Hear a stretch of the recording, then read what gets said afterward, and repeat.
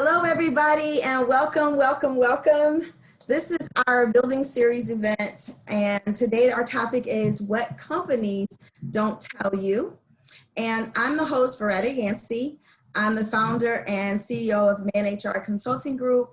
One of our initiatives that we've been working on the last couple of months have been just the building series in general, and really just to support the HR professionals, the HR community.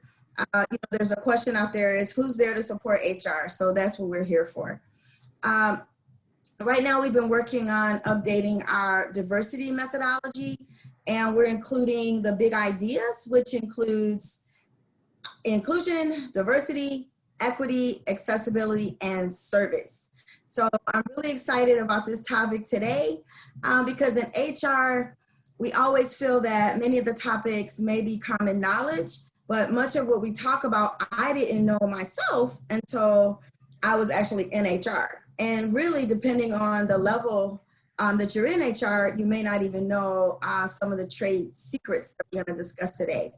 Another point that I want to make is that you may be at a company and that company's making, statements around diversity and they're posting the statements on their website. So as we go through these topics, you'll see where there could be some unconscious bias and some adverse impact that's going on in the companies. And so as you are becoming aware of this, this will help to bring to light and perhaps make some change within the organization. So before we go further and meet with our experts, just want to talk about some general housekeeping. So the session is being recorded and it's also being streamed live on social media. We will be looking for comments and questions and all those things, and we will address them as they come in. I want you to mark on your calendar for our session. It's called HR After Dark. That's going to be on the 8th of September. And this is where we start to unpack an article about just the state of Black women in the workplace. On the 9th, we have a session called You Can't Hide in the Inside or Out. And it's really just talk about social media. We may talk a little bit about that today. And then one of the gentleman who was in our recruiting session, he agreed to come back and really talk about how recruiting is a one-night stand. So that's a part 2 piece. And then our SHRM presidents will also come back as well towards the end of the month. So again, these sessions are what we want to talk about as you guys think of things, topics, interesting things that we should discuss, questions that you have. Bring it to our attention, put it in the chat. We send out a survey at the end, and we just want you to feel a part and feel as though this community is benefiting you. I will say that this information that we discuss is not legal advice. We encourage you to consult legal counsel as it pertains to your unique situation. And then the other thing is that I've scheduled this session for an hour and a half. Once we finish that, we'll stop the recording and then we'll open the floor for additional questions or comments. We want to make sure that we're available to you. So before we go into the questions, let's meet our panelists. First, we have Janice Presley. Janice, if you could say hey. Hello, everybody. Yeah, so Janice is an HR director. She's here with me on the West Coast. You may have seen her as a moderator for the building series. She has a ton of experience working with large organizations, and we're just happy to have her today as one of our presenters. Thank you. Thank you. Next, we have Karen Hurd. Karen, Rave, if you could say hey to everybody. Hi, everybody. Great. So Karen is an HR consultant, and she works with me, actually. She's in the East Coast office in Atlanta, and she does a wide range of provides a wide range of HR services in transportation industry, retail, and one of the things that I would say about her is just being very detailed and very calculated in her approach. And so it's great to have her today as one of our panelists. Thank you. have Stephanie Williams. Stephanie, say hey to everybody. Hello. So Stephanie is an HR manager. She's with the SPX Corporation in Chicago, and she's worked for both government as well as large manufacturing companies. Her expertise, I would say, hands down, is human relations. How to find the balance between protecting the company and the employee. So that's she's great in that aspect. So you guys, I came up with this topic because I felt like there's quite a few things that we, and it's interesting because when I was talking to Stephanie about it, we were saying, well, they're not necessarily secrets, but they are things that I think that would be great for us to just bring up and, provide some insight into process, right? So many times you have employees that feel like, this wasn't fair. This was done to me. I didn't know about this. So we're going to talk about some of the things that's going on behind the scenes in HR. So that's basically, again, this is not, something that's private or something that's not well known. It is well known in the HR space. Most of what we talk about, and we just want to bring light and provide you with information so that you can make better decisions as an either HR professional as well as an employee. So let's go to Janice. First of all, I want you guys to perhaps introduce yourself a little bit, say something about yourself, maybe share a story or, something that's interesting about you or the company or even, an employee. So I'll let you go first, Janice. Sure.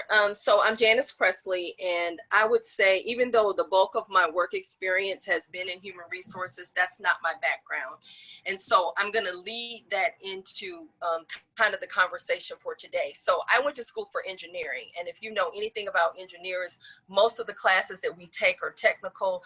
99% of them are nothing about business or anything like that. And so when I graduated from college and moved to Omaha, Nebraska for my first engineering type job, I remember sitting down with my manager and he said, we're going to talk about MBO. MBO stands for Management by Objectives. And I looked at him and he looked at me and I was clueless. I had no idea what he was talking about. And in fact, I knew so little about the business world. I thought it was something that he made up himself or something that my company made up. And so I immediately decided that I was clueless and I needed to do something. And one of the things, the first thing I did is I went to a local community college and started taking some entry-level business classes just because I had no clue about what he was talking about. And so I will tell you, coming right out of college, and even though I started taking those classes, it probably took me about 2 years to actually take all those classes. And then I decided I needed to go and do a graduate degree. So I ended up getting a master's in business and a lot of the things came clear. But I will tell you, I was in a management training program, and which was a rotational program that basically said you would spend 6 months in a role, then you change to another role, then you change to another role. And that combined with the information or things that I learned on the job really helped me. And I will tell you, that's probably when I first got my first introduction to what we're talking about today, succession planning.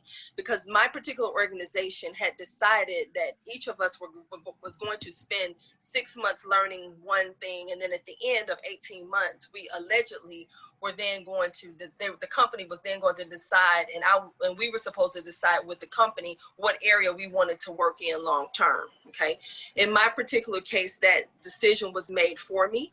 And they basically decided that I needed to be on the software side of engineering, and I was going to work for this particular manager and be there. In fact, I didn't even make it past my first 6 months. During my first 6 months, it was decided for me that this was my career path and this is what I was going to do, and I was going to pretty much stay with this guy. And I tell you, it was the 2 years from hell, because he spent majority of his time trying to teach me all the things I did not know versus trying to be an advocate for me to help me. So I tell you that particular experience for me was really more of a career derailer, just because I didn't know enough to know what I didn't know. And not from the technical standpoint, but just for how to manage him as a manager, how to deal with all of the things that came into play. And I would say that there were a lot of things that I missed as an employee because I did not understand this whole concept of succession planning. I did not understand that I needed to, and we're going to get into a lot of these topics later, a mentor, that I needed someone that was going to help guide me through this particular organization. And I made a whole lot of mistakes. So one of the things that I hope that we can get out of today is just really understanding some of the things that we do to ourselves versus the things that other people do to us that help us either be successful or not be successful. Thank you. No, those are some great points. You're right. Sometimes you can derail yourself by not having enough information and not knowing who to go to. So we'll talk about that and we'll speak on specifics. And so you guys, I think that, as we're going through this process and through this session, that we will be giving some tactical advice. But as you're listening and you're thinking, this isn't a tactical enough for me, you can add that more detailed questions in the chat, as well as wait until towards the end, and then we can have a one-on-one to make sure you get what you need from here, because this is really all about you. So if we could have Karen to go next, please.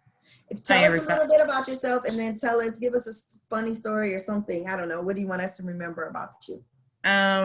So I'm Karen Hurd, here on the East Coast in Atlanta, and my background in HR, I kind of fell into HR because the first part of my career, I was an administrative assistant, and I worked for the C-level suite back in Chicago, and so that's where that attention to detail really came into play, and then just knowing how to navigate the C-suite relationships that exists at that level. I got involved in human resources at BP with Loretta. That's how we met, as an administrative assistant, and really worked my way up. So I learned the nuts and bolts of HR. Started at the very bottom and worked my way up to an HR business partner.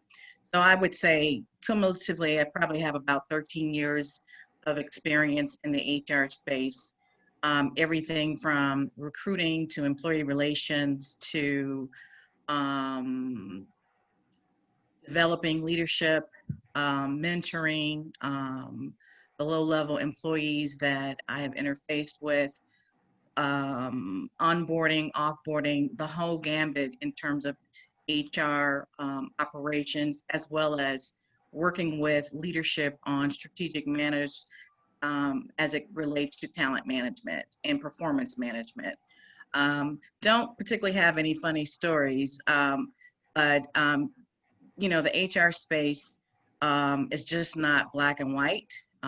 There's quite a bit of gray area in that space, and it's very political as well. And so you have to know how to balance between being that employee advocate and also advocating for the leadership as well, to ensure that you are assisting in the objectives and goals of the organization. So I'm glad to be here. Thank you for having me.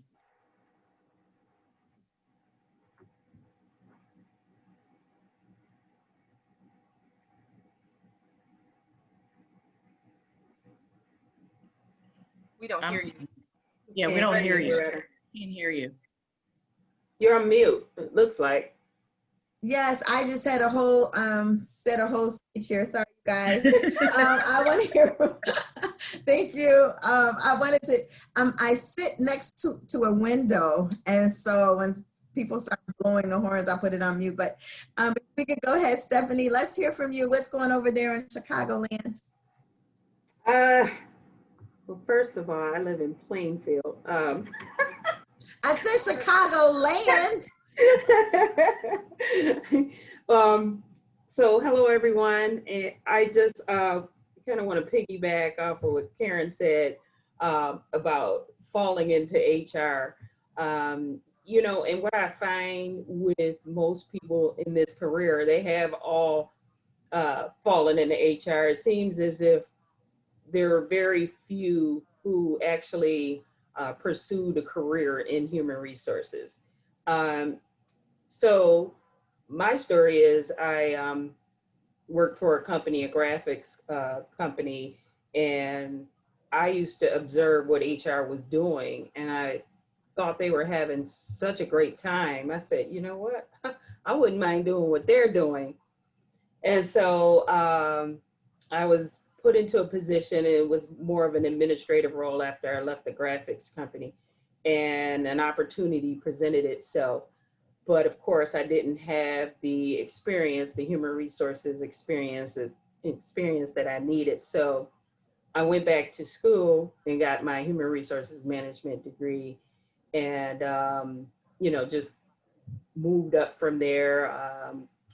Just been in a career now for almost 20 years, in working for various companies in various industries. So, but what I find with the human resources roles and folks in those careers, in this career, is you can go to school for human resources, but no one can teach you about people. So That's true. learning about people and how to treat people is really not something you're going to get out of school and you're going to get out of a degree. It's really intrinsic. A lot of it comes from your values and your principles that was instilled in you from day one. And so I find that as I treat people well, I get that back in return, and I take that to work every day. And what Beretta said earlier about, balancing what's right for the company and what's right for the employee, um, I'm doing that balancing act every day. And so I'm thinking about the employee, I'm thinking about the business, I'm thinking about the managers, and it's a challenge, but it's rewarding as well. So that is one of the reasons I'm in this field, because I do enjoy working with people.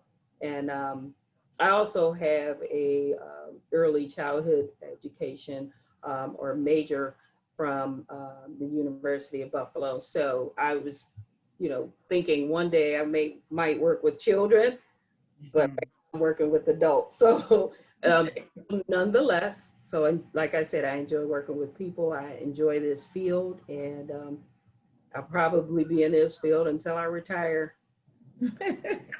Well, we need you. We need all of you. So let's get to the meat and potatoes, really, of what this session is about. I was thinking of when we started to talk about race relations in the workplace. And early on in my career, race was not one of the subjects that we talked about in HR specifically. Race was kind of grouped in with religion and politics. So it's one thing, to talk about cultural awareness, and it's another thing to talk about gender and people with disabilities. You didn't hear where we were breaking out race. And when we first heard about, conversations now, and people are making these public statements around race, I thought it would be great to start to give HR professionals as well as employees some ideas on how companies can help them. It's one thing to just put a statement there, put it on the website, and this is what we believe in, we treat people fairly and all of that. So let's talk about what treating people fairly means, and let's talk about the differences even between pay equity and parity. Parity means that it's equal. Pay equity does not mean that it's equal. It means that it's fair. And so those are some of the things that people don't really get into in depth about it. You just kind of gloss over, we're gonna have pay equity, but it doesn't mean that you're gonna get equal pay to the next person that's doing the same job. So I felt like, starting some conversations and really providing you, the attendees, some things to think about, questions, to ask, research that you may need to do within your own company, or even research that you want to do as you look at, other companies, or even in your job search. So I kind of want to start with Janice first because she started with the whole succession plan. And the way that Janice presented her program is it was a formal succession plan. And we hear about formal succession plans when you think of banking, right? We know that you start out as a teller and then, you know, a teller team lead and then a teller manager, and then you may go into, you know, customer service. So those are, by definition, when I'm talking about succession planning, it mainly is I've taken this role, and the role that I'm in, there's a natural progression for me to go to another role, right? And so sometimes we see where that's disrupted, and we'll talk a little bit about, you know, that, right? Whereas I'm working a role, they brought in a manager, now I got to train my new manager. Those types of things happen in a succession planning process. But I want Janice to talk about that. How do people get picked? How did you get picked to be that? Was it something that you applied for? And what makes people eligible for that? Is it for all roles, or let's just start the conversation? Yeah, so in this particular case, I'm going to start even before I got to the company. So this particular organization had a employee resource group called the Black Managers Group. And the Black Managers Group had basically gone before the leadership of this particular company and said, we have no diversity. All of the people who are diverse are typically in entry-level type roles or in non-management roles. And so we want you, company, to do something about it. And so they made the recommendation that the company send HR people, recruiters and others to Atlanta, Georgia, to basically recruit at the Atlanta University Center. So I went to school at Clark College at the time. There's also Spelman, Morehouse, and Morris Brown. And then there was Atlanta University Graduate School at the time. So there were 5 campuses for which they could recruit from. So they sent a team of people to Atlanta to recruit us. They did on-campus interviewing. They were looking for people who were in engineering majors, math majors, computer science majors, because it was a company that was a technology organization.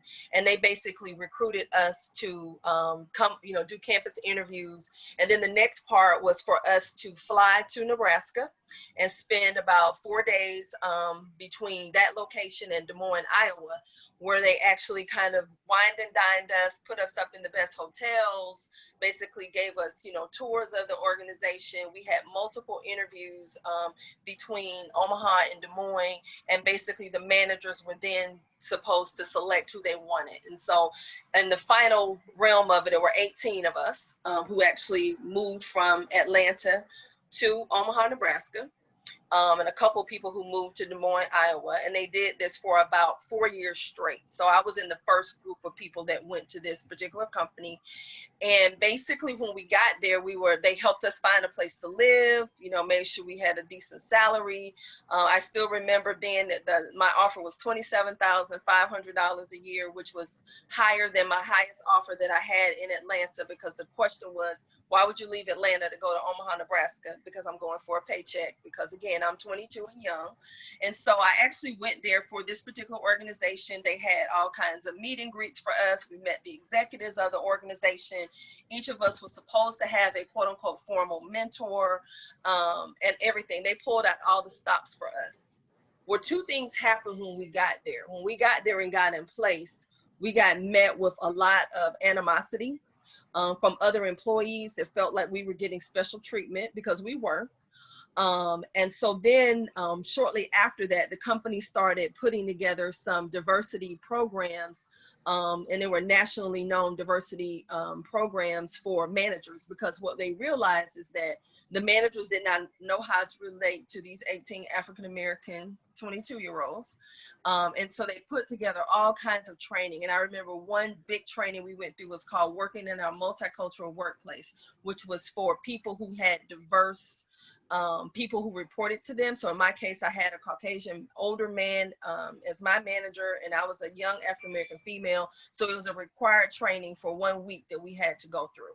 So that was kind of more of the soft skills kind of training, but it was really just about diversity and, you know, why we do things different, how we think different, things we like, dislike, but really, and ultimately it was really there to show that we were all, you know, all the same. You know, other than our outside appearances, we still, you know, eat food the same way, we like the sports or whatever it is.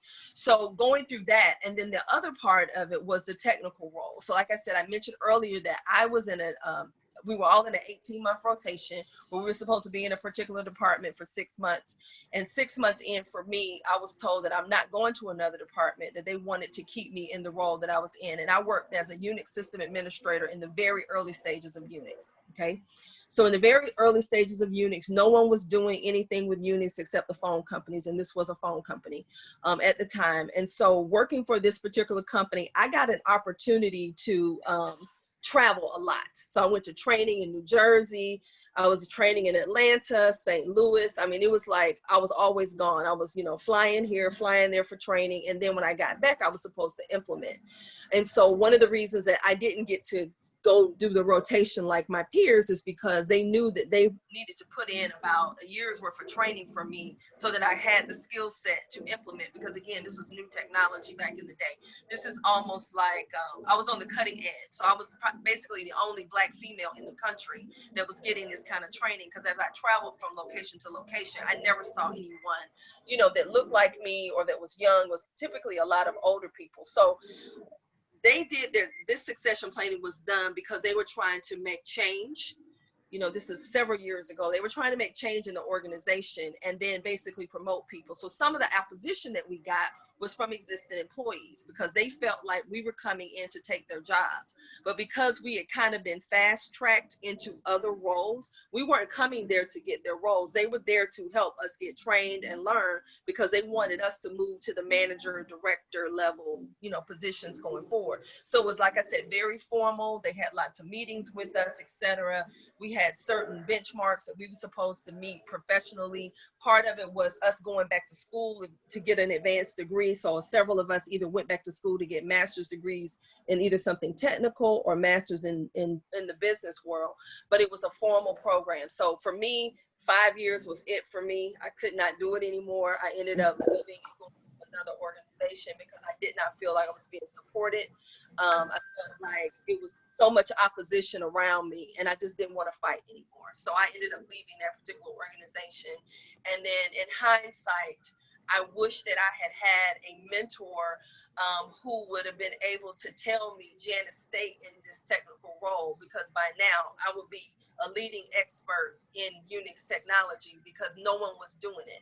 But I didn't have someone to try to help me or to steer me in the right direction. So I left that and went basically doing something completely different, you know, still technical on the sales side. But again, if I had kept my technical skills, I would be in a much different place today. Probably not even working in HR, just because of the experience and the knowledge and all of the things that I got, you know, as a, you know, employee. So that's kind of, you know, what they did. But a lot of companies do succession planning, maybe not as detailed as what I just mentioned in terms of going to college campuses to infuse because they said they didn't have the people. Because one of the things that I realized from getting there, 90% of the employees when I started there didn't have college degrees.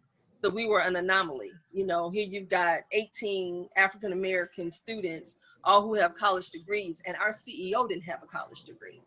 So again, we kind of stuck out like sore thumbs because most of the people who worked in that industry or people who had grown up, they had started as 18 as a phone operator and been there for 20, 30, 40, 50 years. And basically they just moved up through the ranks, but not people who were, you know, coming out of college. And I think the company had a really good plan on how to do this, but I think the time was not right, if that makes sense. The timing of us coming in, they did not do the prep work on the front side to kind of prep the other employees to know that we're not the enemy. We are there to, you know, we're there to do what you asked us to do. But then we got there and it was just a lot of animosity and crazy during that particular time.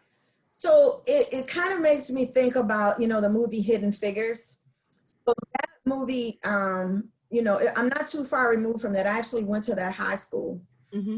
So obviously it was segregated by the time I went there. But being born in the 60s, there were a lot of, what we call affirmative action type programs that were starting to come through that were very specific. And I think one of the problems is that the definition of affirmative action, people just thought, oh, we're just giving this because they're Black. Exactly. And every Black person that I know in the workplace not only just have the skills, qualifications, competencies, certifications, credentials. I mean, they got it all. They worked, in leadership positions and other things. And so I think that, we haven't really benefited, I would say, from the affirmative action type programs. And I do believe that while they had, good intentions, not having the champions, and we'll talk about, sponsorships and all that as we go further. But one of the things that you said, and I think that it is a benefit to companies to make sure that they have that ERG or that employee resource group, network, whatever they want to call it, even if it's for a smaller organization, it's best to have that so then they can run certain ideas. It could be a two-way street of, a company saying, I got an idea to do this. They can run it through the ERG. The ERG can say, I think you guys should do this, and they can, go to the leadership. And so having that connection is huge, and I am a beneficiary of it. So, and maybe, further along, I'll talk about my own experiences and, how I benefited from certain programs. So, so let's go to Stephanie. So Janice talked about this process of being picked and put into the succession plan and all of that. So there is a process that companies use to identify people that are high potential, high performers. And when I was working at an organization, we called it a calibration process, and it actually forced ranked employees. So during that performance period, we literally went into a room with the leaders, and in some cases I facilitated that, and it was basically set up by the role group, and they literally would go through, and in my case, a couple of times we did a sticky note. In one case, we've done Excel spreadsheets, but we literally went through and we identified people that were high performers and low performers. Can you talk about your experience in that? So in the few companies I've worked for, whenever we had succession planning, we use what was called a 9-box grid, and some of you may be familiar with that. And then your levels, you have the potential on one side of the grid, and then you have performance on the bottom. And so you look at growth, turn, and mastery levels. And every year we would get all of the senior leaders together and sit in a room, and usually it would be off-site, so that the leaders can speak candidly. And we would go through each manager and just talk about whomever the employee that we were speaking about, and just talk about their strengths and weaknesses. And we would literally place that person in one of the boxes in the grid to determine what level of potential they were at and what type of performer they were. And so, anyone that was a top performer, we wanted to wrap our hands around them and keep them engaged and motivated, and make sure we're not losing sight of them. We want to make sure that we're utilizing their expertise and their knowledge, and we're giving them consideration for the next level. And we do that because we don't want that talent walking out the door.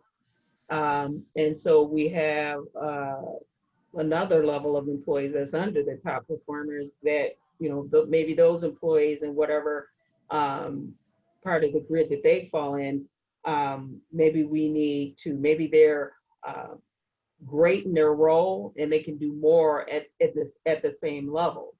And then you have another level, another lower level, where those employees, you know, they're doing their job, but you know, they need some help. And so we just identify where employees are, what levels they are in terms of performance and potential, and we just, you know, basically rate them and rank them. And so after that meeting, we have some action items where we need to either slot that top performer for the next levels, you know, start looking at what we need to do to get them to that next level. Of course, positions need to be available. A lot of times you can't just create a job because you got a high performer. You want to keep your eye on when one becomes available. So you may be keeping your eye on somebody that's going to be retiring soon, or keeping your eye on somebody that's going to be relocating. And then just as another example for individuals in that grid, you may have someone you need to move out. Someone that's just not performing well, or someone that needs more mentoring or support. So, you know, you want to know, and we called it more so a talent review. So you want to know what talent you have in-house, right? Because there's always a chance that your talent could be walking out the door. So we just had that plan every year where we reviewed the talent and assess them accordingly. And, you know, we either slotted them for the next level, managed them, and mentored them, or they might be managed out, depending on the situation. Yeah. So the point that I want to make here is, while it's not a secret to HR, most companies who really are thinking about their growth have to think about who the next leaders are going to be. They have to be thinking about putting leader pool together into certain roles, critical roles, and companies are using this same process all across the board. And so what I want our listeners to know is there are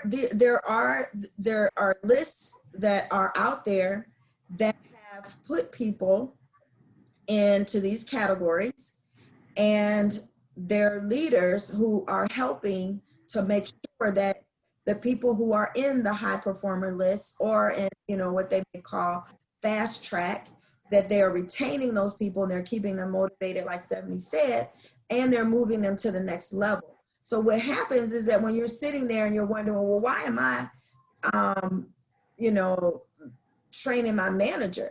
Well, the company, you know, leadership has identified that this person has a potential and have now put them in this, you know, in this situation to move to the next level. And so again, this is one of those things that I think that we have to question, you know, and, you know, build that relationship with your leader, your manager, your team leader, and have those conversations about, where am I? You're you know, during the talent review process and you look at your performance review, you know where you are, but we'll talk about how you can either get out of that space or just decide, you know, to move on to another company. So, Can I add something to that? Yep, sure. So in my experience as a HR business partner, and that's a really critical role in the HR space, align with the business. And so succession planning, for me, in my experience, the best time to start looking at that is when you're going through that performance review process. And that's when you start having those self-evaluations of your employees, as well as the annual review. And I know you remember one of the things that we worked on at BP was that quarterly conversation that you have with your employees, doing check-ins to see if they're on task with their goals and their objectives. And so when you have those quarterly conversations with your employees, just a checkpoint to see where they're at in their goals, that's another really good avenue in terms of determining that succession planning. So when you get to that performance review, you can have that talent review in conjunction and start looking at who are your A players, who are your B players, and who are your C players. And if you have D players, see what you can do to more or less help develop them to get to that C or B level. And so if they don't, then that's when you start looking at other opportunities for them within the organization, or you part company. What I have found is that performance, professional development plans, performance improvement plans, coaching plans are very good in that process when you're doing that succession planning. And so when you combine those quarterly conversations with the performance review process in conjunction with that talent review, then you can start building that succession planning to see where you can start developing people and where you can start fast tracking them to that different area within the organization. And so I'm a huge proponent of using that performance review process for the coming year, because then you're organized and then you're detailed and then you actually can develop a fair and unbiased plan, if that helps. Right. Yeah. No, that's good stuff. Because so as we're going through this and we're listening, you as an employee, you have to advocate for yourself. One, two, you as you're expecting your manager to be the advocate for you as well. And then three, there's that mentor. And then four, there's a sponsor. And so this is four different groups of people that help you with your career path. And so Karen, can you talk a little bit about so we talked about you as an individual. So I need to know where I am. We need to have that good relationship with our manager, because we know from Stephanie talking about the calibration, that manager is the one that's in the room and fighting for you, right? Of course, ranking. But then you have the mentor and the sponsor. So how do they play into this? So there's really there is a difference between mentoring an individual and then having a sponsor. And so I see mentoring as a two-way street. And I always recommend, if you're going to have a mentor, someone who's probably in that industry, that understands that industry, that understands that succession plan to move up in the organization. If you decide to have a mentor within the organization, it should be an individual that you really trust, that can be authentic with you as well as you being authentic with them. And transparency is really important. And also being able to have an honest conversation, because if you're not honest, then then the mentoring is not going to be beneficial to the mentee. The sponsor is having that individual in that organization who is in a leadership role, who's part of those conversations around who do we want to take to the next level based on their core competencies as well as their behavioral competencies. Because just because an individual may excel technically in their job, do they demonstrate the behaviors that we want to see in a potential leader? And so what I recommend to employees is, how do I get myself out there to even broach the subject of a sponsor, right? And so what you want to do is you want to make sure that you're seen and that you're heard. And you also do, to some degree, have to play that political game. You have to know when to speak up and when not to speak up. And if you're speaking up, you want to make sure that what you're speaking to adds value.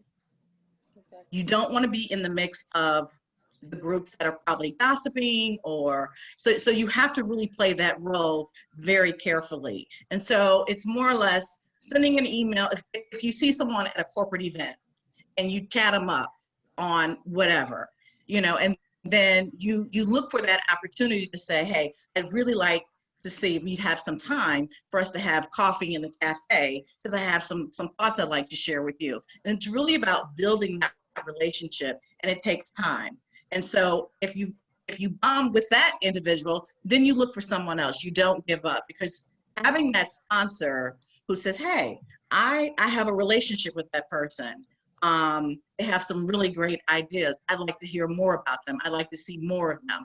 And so that mentoring relationship is really trying to avoid certain pitfalls in the organization and asking those hard questions and being open and willing to hear that feedback. Feedback is a gift. And when you can get that feedback and start changing some of those behaviors, and learning to become a team player and be collaborative with your teammates or people within the organization that you partner with, that's really important.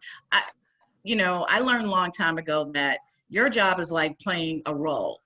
You are an actress or an actor from this time to that time. So as soon as you hit that elevator, you're coming off that elevator, it's game time. And so one of the things that I try to, when I'm mentoring, especially younger people, because they have a different mindset.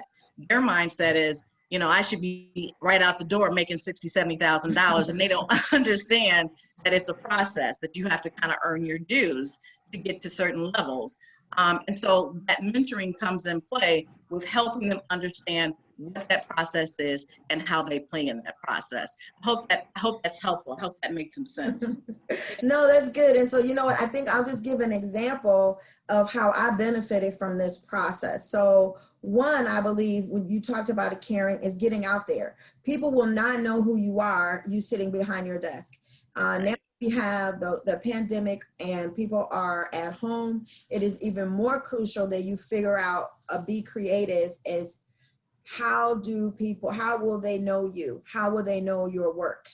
And one of the things that I did, obviously, we didn't have COVID, so we were in an office and I could see people face to face, is I was one of the founders of an African American network at the company. And so in that relationship, I started to get to know who the leaders were. The leaders are looking at us in our network and they're, trying to figure out, what we're doing, what we're about. So we actually had a charter. We had some objectives and goals that we put together. And then the leaders started to see, oh, okay, they do have, the types of competencies. So while I wasn't in a leadership role in my position with the company, I was in a leadership role in my, at my level inside of that affinity group or network or, ER. And with that, they were able to see she can lead people, she can influence people, she's organized, she's, so all of those things had to do with me taking my first HR role, and that was an HR advisor. And so not only did I come into HR outside of that space, I was in operations. Not only did I come into HR, but I came in with a promotion into a role. And that was doing succession planning for the top 120 people and coaching and all of that kind of thing. And that's where I met Karen. But the point is that I didn't get that job because I qualified. I got that job because I was doing something else that showed my competency, and they had that conversation with that leader and said she's going to be great in that role. And that's how I got there. So I utilized the people who were in the organization with me to be my mentors and to be that that safe space for me and to help cultivate just my approach to things and, guiding me on what types of courses to take and all of that kind of thing, people who I should meet, all of those things play into it. And it was because we devised a formal mentoring program I got partnered with the president of the Western Hemisphere. And through that relationship, now it was starting to, I was starting to get favor. And so I would get access to things and invited to things even outside of the country and, you know, to different events and all of that, all because I went outside of my comfort zone. Because anybody on it, well, Stephanie and Karen will tell you, I can be a recluse and hide in the back of a room. If they don't call me, I don't call them. We don't ever talk because that's my personality. But you have to get out of your comfort zone. You have to volunteer and be a part of different projects that's going on. And once you become involved, then that's how they see you. That's how they see skill sets that you may have not shown that you have in your current job. And then they start to pick you. So I know I said a lot, but again, it's, these are things that we can do. You can't just, you know, call somebody on the phone and say, hey, be my sponsor. Right. Benefit of the sponsor is that things happen behind the scenes and you get picked for things and, you know, and promoted into things because that sponsor is there. They know who you are. And it's not just about, oh, we just need to get a Black person in there, because they haven't, that thought process hasn't come yet. So I don't think we're there yet where people are saying that. So I was going to add a couple things too. Sure, so one of please. the things that I realized when sitting in those succession planning meetings, and I'm also familiar with the 9-box grid, is that depending upon who's in the room, the conversations can swing either for you or against you. Mm-hmm. And what I mean by that is I've seen people that I thought were great, but by the time we went around the table and talked about the person went straight to trash. And Q9 is like the worst. Q9 is you need to go tomorrow. And it wasn't so much about that particular person's competency from a work standpoint, but because they treated their job as a job versus treating it as a career. And there's a big difference. So somebody that treats it as a job, they are at the door at 4:49 or whatever the time is to get off, ready to go, versus the people who might stick around and talk to other people, have relationships with people. And I'm not saying that people need to have best friends, but a lot of it is about what you say and what you don't say. So I would tell you, and I talked about some of the mistakes that I made. So coming into this particular company, one of the things that they asked me was I willing to relocate? And my first response was no. Wrong answer. The reason that was a wrong answer was because when those succession conversations came up, one of the first things that they would ask is the person relocatable? Now, if you're in an organization where all of the roles are in the same city, that's great. But when you're in an organization that's dispersed across the country, dispersed across the region, the worst thing you can do is tell people you're not willing to relocate. Even if you aren't willing to relocate, you let the opportunity come first, and then you say, oh, no, I can't do it. Versus I went in from the beginning and said, no, I'm not willing to relocate. So that automatically threw me from the Q1 box to the Q6 box, because this person is going to be here. The Q6 is basically a Q5 or Q6 is a person that's steady Eddie. They can do the job. They can be here forever. They can train other people. The worker bee. Right. The worker bee. Exactly. So you yourself can knock yourself out of opportunity by the things that you say. Like, or just in casual conversation, you may say, oh, I'll never leave my mama because my mama's here and I've been here all my life, et cetera, et cetera.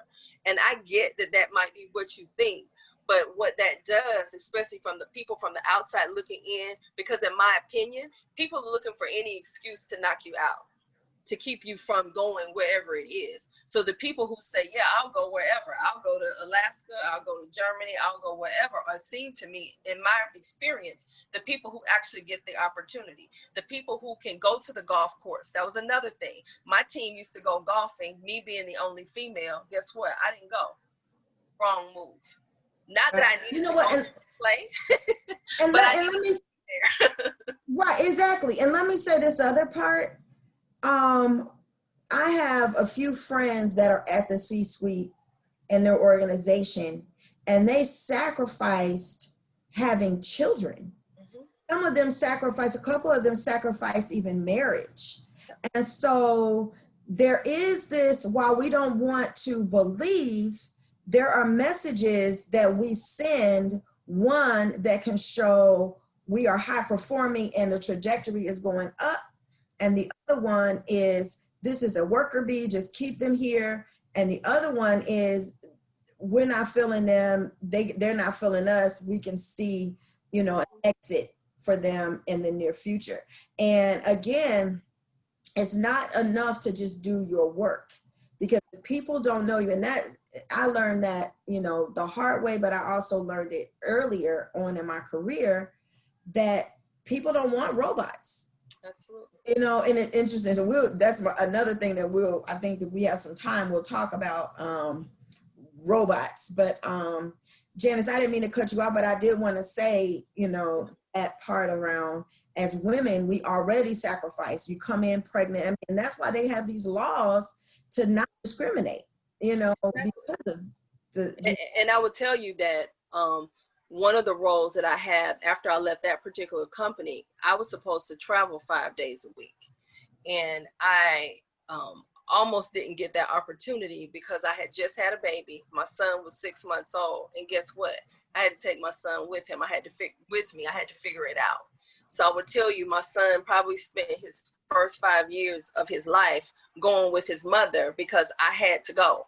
Because I felt like if I did not go or told my manager I could not travel, then that was going to be a detriment to me. You know, right, wrong, or indifferent. I mean, that was the space that I was in, because I didn't want anybody saying, oh yeah, Janice is on the mommy track. Because I heard that being said about other people, not so much in the HR space, but other managers just whispering around, well, you know, so-and-so just had a baby, you know, they're not coming back, or they're going to have, and I didn't want to be labeled or penalized for having children, but that's the reality of life. And I know a lot of people are probably cringing right now, but that's the reality. I've also watched times when there were people for succession, they would say, oh yeah, he can go up and go do this because he's got a family and children to take care of. But somebody else on the other side who has the same family and children don't get the same respect or the same treatment, because it is what it is, because all of those things are subjective. And even when sitting in those succession conversations where you're talking about performance management, one of the things that I used to have my managers do is tell me why you gave this person an outstanding, but yet you gave this other person a meets expectations. What's the difference? And oftentimes the outstanding person was really meets expectation, and the meets expectation person was outstanding, but they didn't get that until they talked it through, because you have implicit bias. So you're biased because this person, or they just did some great project, but yet they sucked for the first 10 months of the year. Now you put them on this project and they excel. So now they're the greatest thing since, you know, sliced bread.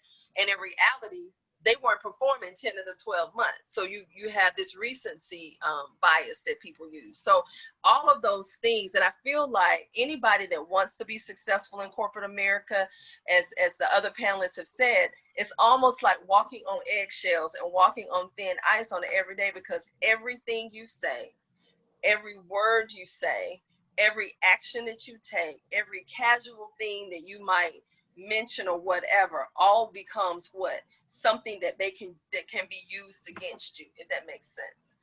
Right? I want to just add one thing to that point, because you made some really great points around the first 10 months. And so that's why I think organizations have to make the time and invest in being intentional about evaluating employees on a quarterly basis. Absolutely. Because when you get to that annual review, that should be a 15-minute conversation, because going into it, you already know what you should be getting. I don't know when meets expectation became bad. That means you're doing your job. If you feel that you should be getting a outstanding rating, then I want you as the employee to quantify that. How do you quantify an outstanding? How did you increase the bottom line? How did you increase sales? If you have that type of position, being nice and courteous and collaborative and being a team player. And That's your job. you know, that's what you're supposed to do. That's meeting Right. expectations. And employees, particularly millennials, I'm not trying to, you know, blame them, but when I've seen performance reviews and they rate themselves an outstanding, and then the manager rates them as a meets expectations, then I have to explain to them, quantify why you think you should get an outstanding. Well, I came in early. Okay, well, that was your choice to come in early. Well, I stayed late, but that was your choice to stay late. Meeting expectations is not a bad thing. That means you are doing what is expected of you. I just wanted to add that 2 cents. Oh yeah, correct. Absolutely. And it's just interesting because, again, every organization's culture is different. You know, every manager is different. And that's why we as HR people on the front side have to level set our managers. That when you come to that calibration meeting, that you're going to come there with explicit things that this particular person has done.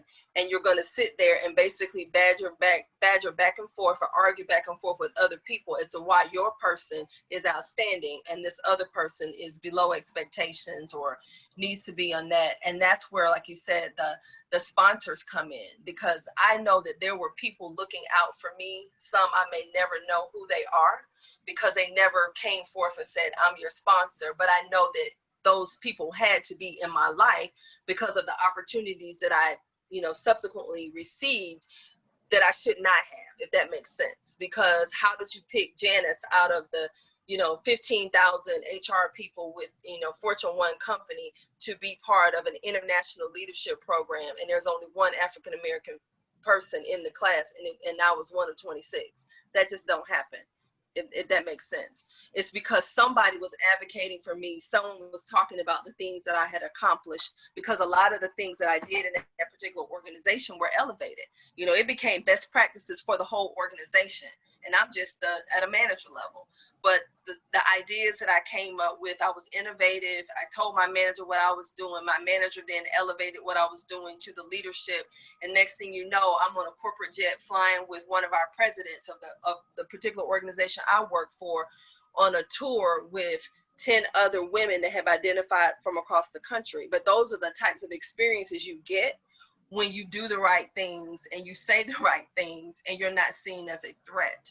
Because that's the other piece. A lot of people are seen as threats because of their behavior at work, because they don't know how to talk to other people. They don't know how to have intelligent conversations. And intelligent conversations from my viewpoint are conversations about what's going on. So we may talk about, what's going on in the world. We might talk about, the trends. We might talk about competition with the company. I might throw out an idea, but not everyday foolishness is not the things that you want to be talking about at work. So all of those things kind of play into whether or not you're going to be perceived as someone that has a place here for the future, or someone that we need to put in the Q9 box and kind of plan out the door because.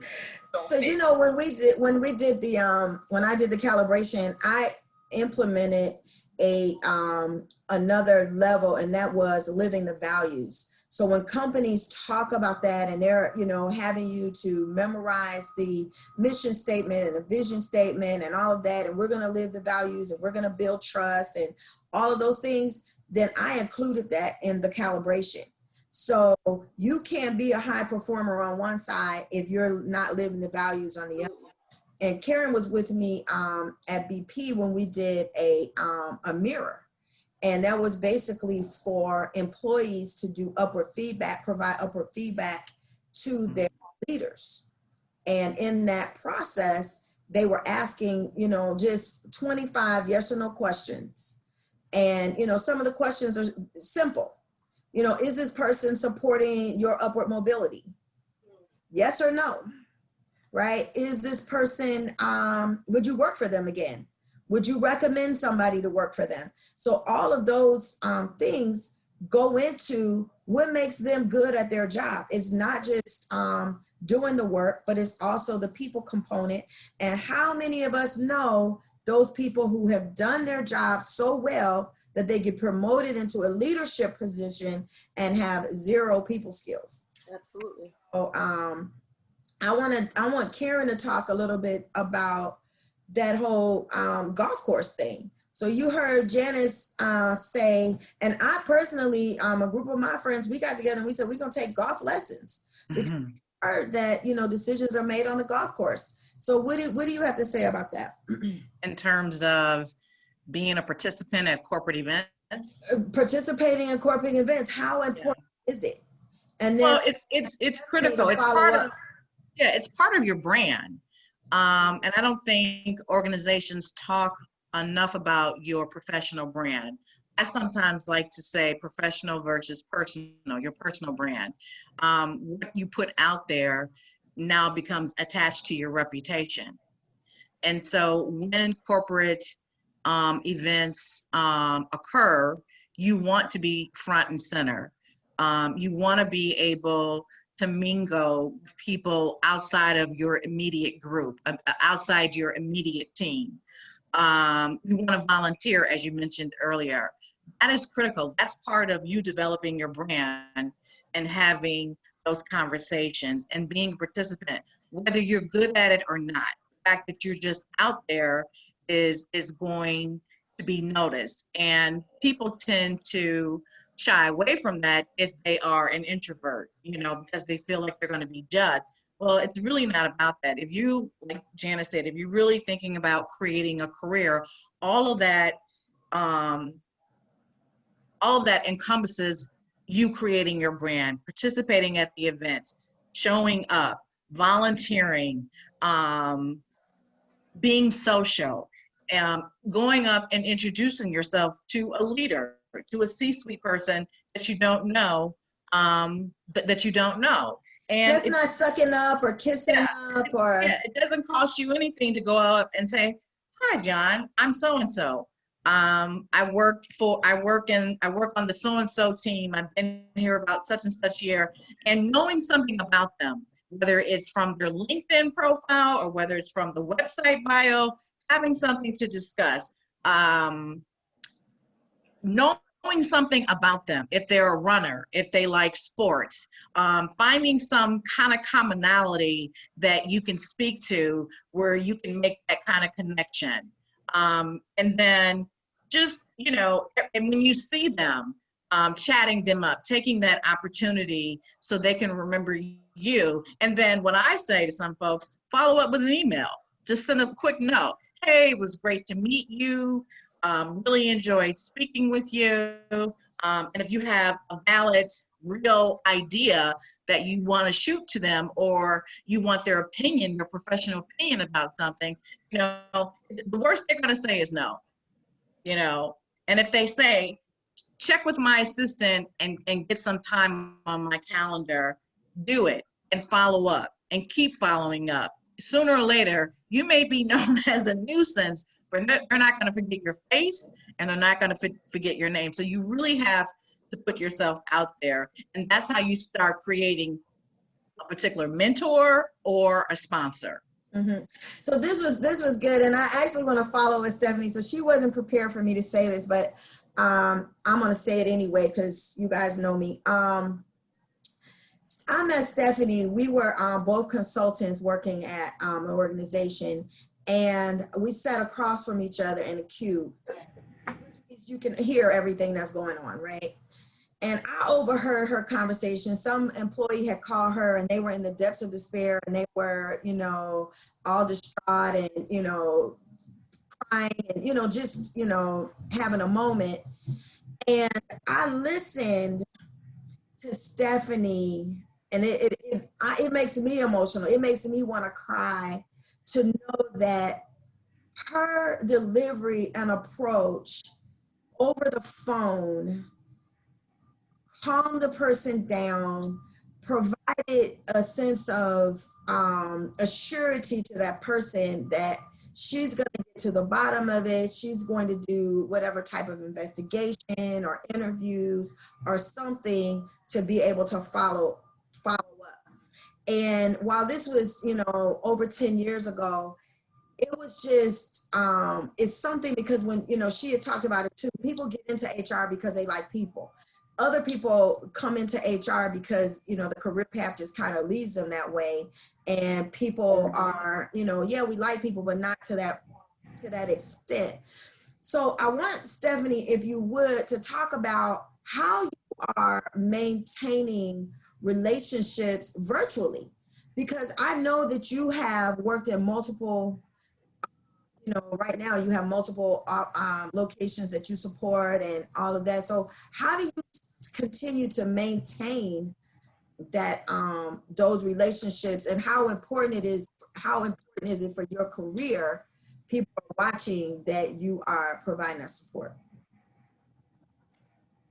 Well, part of me working virtually has everything to do with COVID.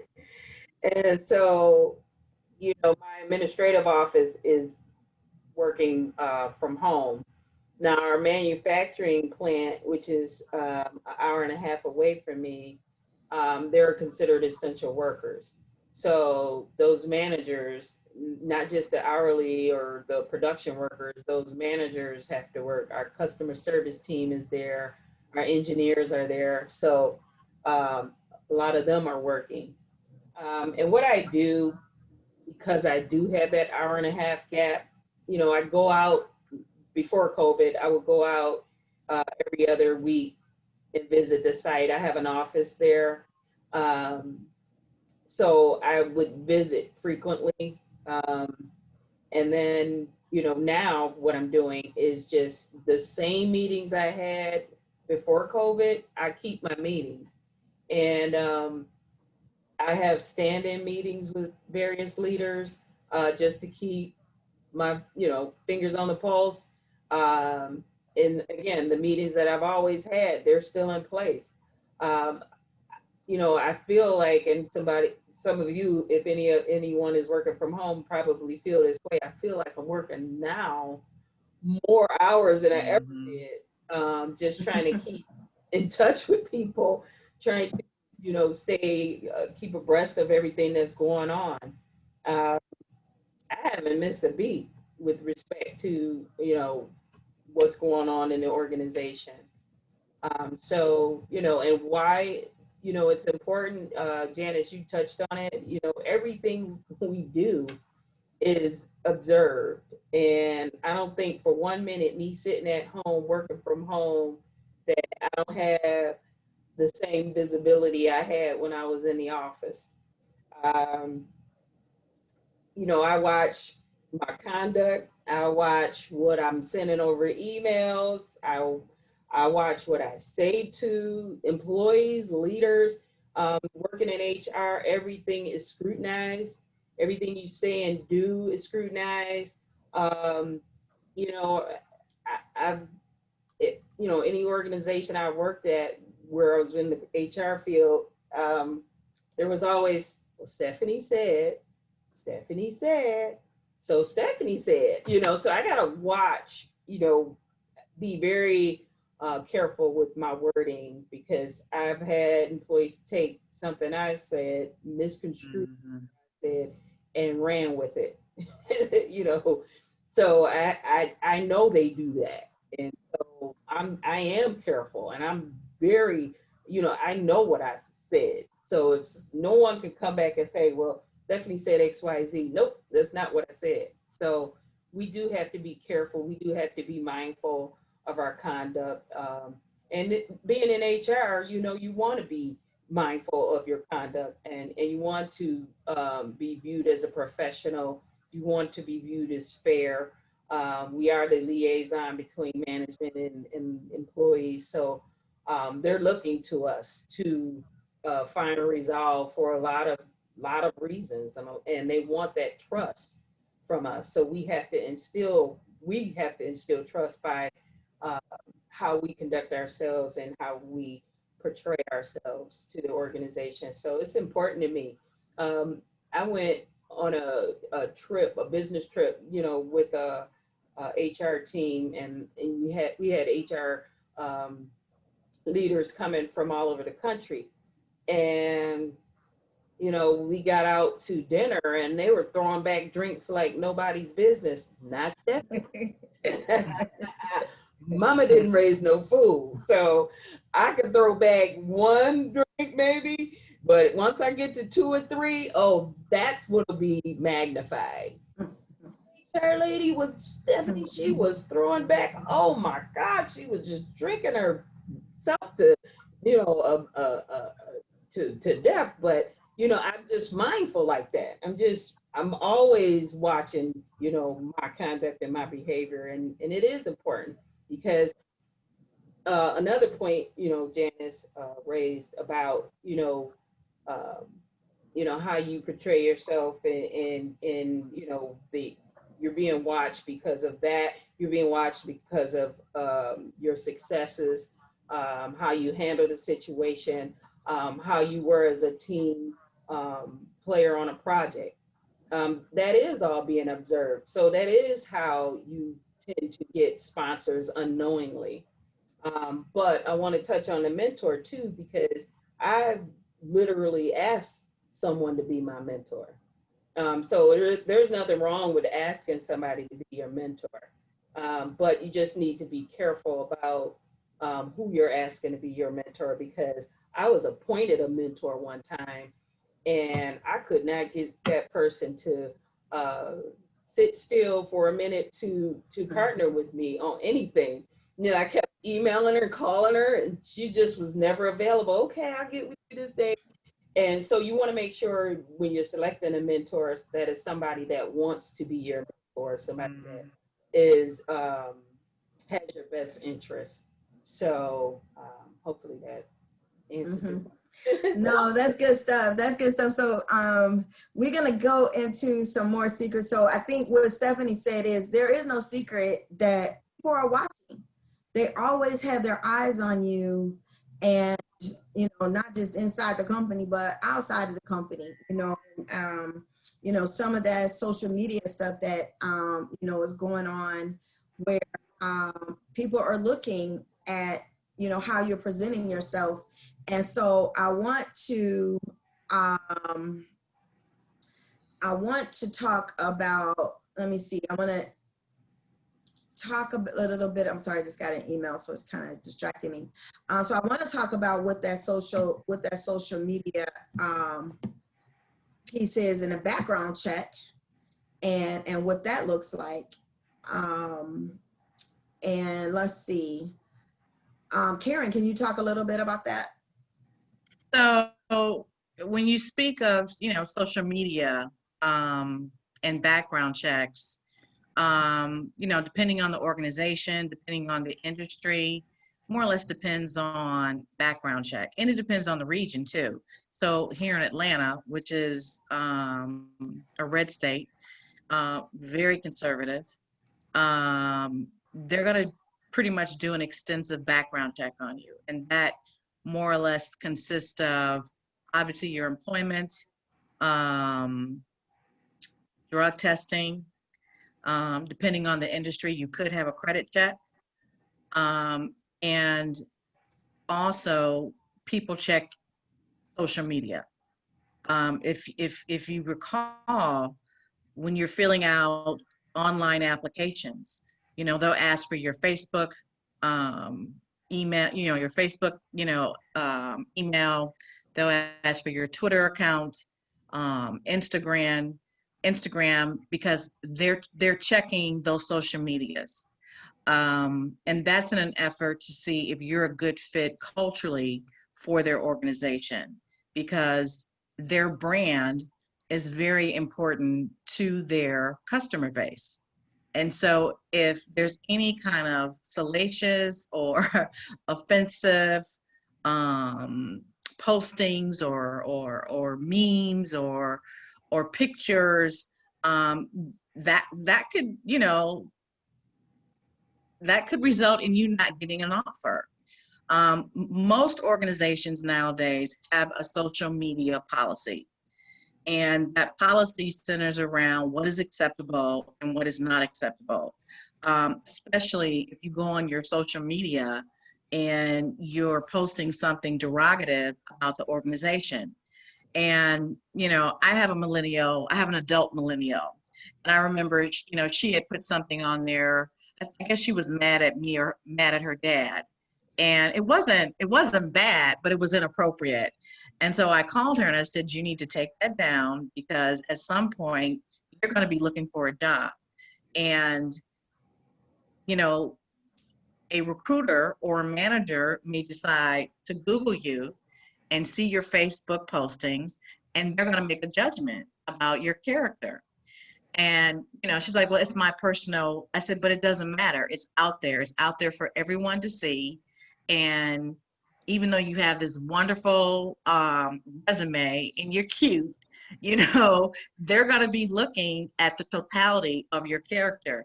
Are you a good fit for our brand? And so millennials tend to push back on that because they feel like it's an invasion of their privacy. And, you know, I understand that. It may not be fair, but this is the world that we live in. And so if you plan on being on that fast track, being noticed by the leaders of the organization, everyone, regardless of generation, you have to be careful what you're posting on and what you're commenting on. And I want to talk a little bit about LinkedIn, because even LinkedIn is considered a social media platform. And in that aspect, people go in about how they feel about things professionally. And I think there's a way that you can express how you feel in a very professional, polite way without going in and using profanity or whatever derogative statement that you're trying to make because you happen to be, you know, upset about a situation. And I use LinkedIn very carefully, even if I'm expressing my opinion about even race relations. I may comment about it, but I'm going to be very intentional, very deliberate about what I'm going to write, because recruiters may check that as well. Managers, hiring managers may check that as well. The whole purpose of the background check is to determine what kind of person you are, what you put on an application. Is it true, right? Are you a trustworthy person? It gives them insight into your character, and it also protects the organization, because organizations can be held liable for a negligent hire because they didn't do an extensive background check on an individual based on the position that they hired. And so it's really to protect the organization and tell a story about who you are as an individual, who you are representing that organization. Are you a good fit? Are you honest? Are you trustworthy? Are you a good cultural fit for us? And so it's really a role that you're playing when you are looking to be hired by an organization, and then when you're actually hired to continue who you are as an individual. I often hear a lot about organizations saying, we want you to be authentic, we want you to be transparent. You have to be careful with that too. So those are those trappings, you know. I remember on my whiteboard, I had a phrase: bring your professional, transparent, and authentic self to work. You know, don't bring that personal authenticity to work, because that could get you in trouble. And so it's that professional authenticity and that professional transparency person that we want you to be at work. So you have to be you have to be careful. You have to be careful. Mm-hmm. I don't know. I hope that was helpful. No, that was great. I'm glad you said that, because you made me think about something else. You guys, go ahead, if you have questions or comments, put them in the chat so that we can make sure that we get to them. But Karen, what you made me think about was just this whole artificial intelligence piece. And so when we think about artificial intelligence, right, it's just a technology. And what it's designed to do is to replace a human being. So saying, I'm going to use this technology to do some type of activity or task that it requires a certain level of intelligence. So it's a tool that's being trained to do what humans can do. And part of what they're doing with this artificial intelligence, because they've been collecting data on us for years, right, is to predict what you're going to do in the future. And so, you know, one of the things that you think about is, you know, I could be on Amazon searching for a coat, and now that same coat shows up on my Facebook page, right? That's not done by accident. You know, all of the things with cookies and, you know, sites saying we are tracking who's on our sites. And so they're starting to look at behaviors. And I remember reading an article Ernest and Young had put out a couple years ago, and he talked about this business. This digital IQ will bring a business deeper into what it's referred to as an unconscious level of information. So when you consolidate and analyze what's going on with people, then you start to understand their moods, their intentions, and all of that behavior is turning into learning machines. And so it makes it possible, at least what companies believe now, is that they can validate the human experience on a day-to-day basis. And, this can play into their performance and all of that good stuff. The problem with that, and why I think it's important, is that when you think about, one of the things I said about Stephanie, Karen, you too, Janice, I mean, you guys are people, right? And so you could train a robot to bake a cake. So you can program that robot to put in these ingredients. You can program them to start the oven and put it on a certain temperature, and you can put it in the oven for a certain period of time, which is training them to do what a human being can do.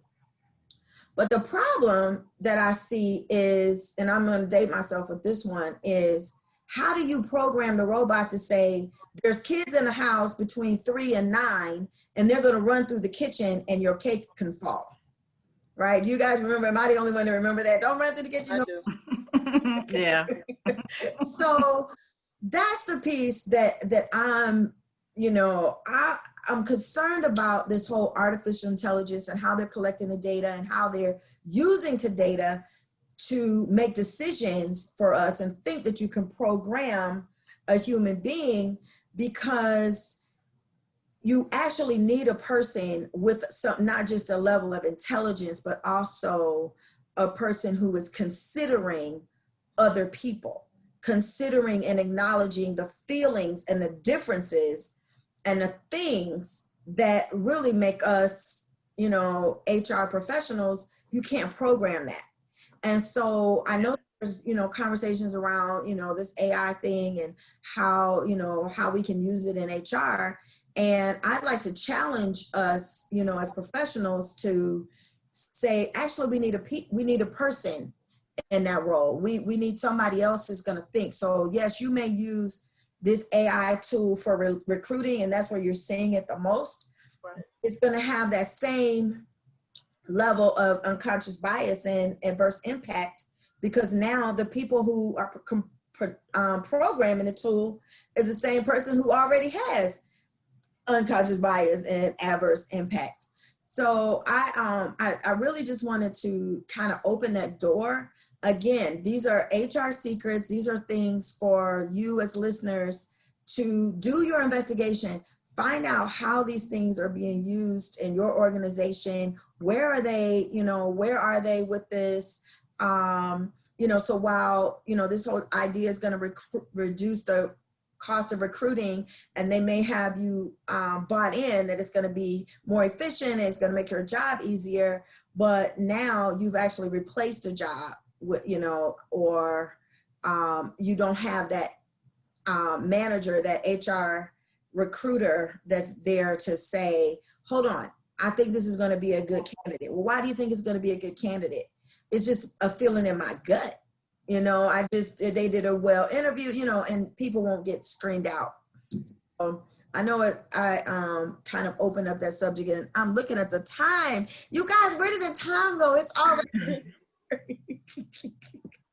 Do we have anything in our chat? Is anybody saying anything right now? Okay.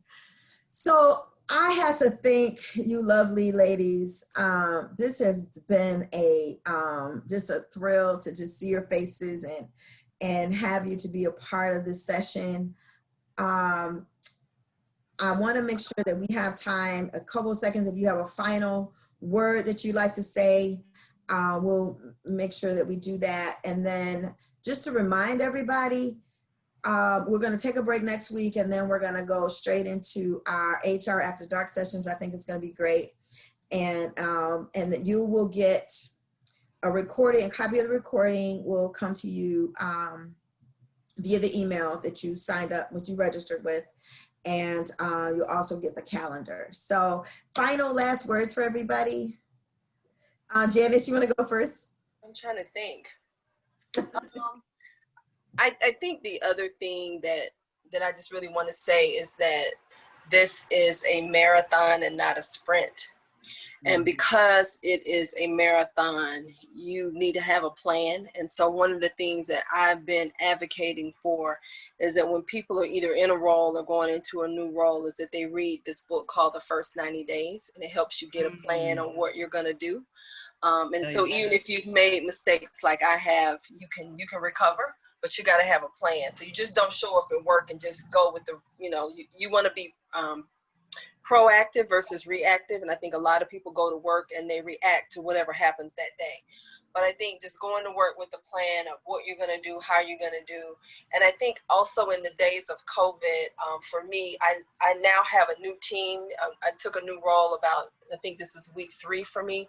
And it's been very refreshing to have a team of people. But one of the things that I've been doing to kind of get to know them is reaching out to them. So every morning at 7:45, after my first 7 a.m. call, I meet with my team every day. Hey, how's it going? What you got going? What do you need? We crack some jokes and, are silly. And then right before this call, I realized I had asked everybody for their birthdays and that work anniversaries. And I have an employee who had a work anniversary and a birthday today that I missed. So I was online trying to order her steaks because she likes to cook. But just trying to be, being a good manager, being supportive, and just kind of letting people know that, hey, I'm sorry, I missed it, but, here's my peace offering to let her know that. So she had a birthday, an anniversary, a wedding anniversary, and a work anniversary all this week. And I failed as a manager. So I got to recover. So just being thoughtful, and I got another one, a birthday coming up, and I got to figure out how to get something to her in Mexico. But again, just like I said, just being thoughtful to people and letting them know that you appreciate them and, giving them the accolades and the pat on the backs or whatever. And like I said, that's me. I just try to connect with them. And so far it's been a good experience. I think they've opened up to me in the 3 weeks and they've, said positive things about me. But I think just still reaching out, even if it's just a 15-minute Zoom call with people that you don't get to know, because you can still make relationships on Zoom. Unfortunately, I had to do all my onboarding, all my meetings by Zoom. And I'm able to still go back and talk about the interview process that I went through, talk about things that they say. The thing that they did, which was really different, is they sent my resume to everybody in the company. So everybody in the company got a copy of my resume. So they know. Oh, wow. Then I know who, and my picture has been floated all over as well. But I said all that to say, even in the midst of COVID, I've been able to establish relationships. I have a lot of new BFFs at work. Mostly males because it's a male-dominated organization, but it's possible. And I can't wait to get to the company headquarters and meet people face to face. But I mean, it is what it is. You got to do what you do. So yeah, it's been a good experience. Thank you, Stephanie. Any last words? So with respect to succession planning, sometimes you're not going to get that opportunity. Not necessarily because of something you did wrong, you're just not slotted for succession at times. So, Brett, I heard you say you got to advocate for yourself, or one of us said that. And I believe that wholeheartedly. And I'm preparing for career development training to deliver to my company. And one of the things I will mention, and I mentioned last year, is you need to invest in yourself. So it's one thing to sit back and say, I should have had that job, or I want to be, I want to work in that organization, or I'm sorry, that department to get that role. But what have you done to prepare yourself for that role? And I used to tell production workers, you know, don't be disheartened because you're working in production. If you want to grow with the organization and grow with the company, invest in yourself. Take some of these training classes that we're offering. Again, as for that mentor, there are things that you can do to invest in yourself. We have learning management systems.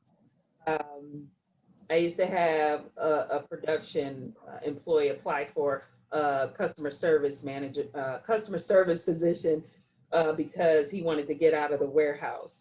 And I would tell him everything he needed to do. Here, get involved in this.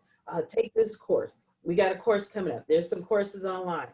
And every single time a position opened up in the customer service department, he would apply. And then I would ask, what did you do? He didn't do anything. So what I would say time and time again is to invest in yourself. It's your career. And so another thing is what I would tell employees is dress for the job you want now. Don't wait till an opening comes available. You see a posting on the board. Now you want to go freshen up your resume. You want to start dressing differently. You want to prepare yourself for that position only because it became available. Nope. Start talking and walking like that now for the role you want now. Don't wait, because see, you'll already put it in somebody's mind that, you know what, I can see her in XYZ role. I can see him doing this. And that back to that conduct, how you treat people, how you speak to people. I have a saying that, always when you meet with someone, part ways having taught them something, having said something pleasant. You don't know when you'll get that opportunity again to speak to that person, but you'll have left a good impression on them. And finally, as far as investing in yourself and wanting to move to the next level, to whom much is given, much is required.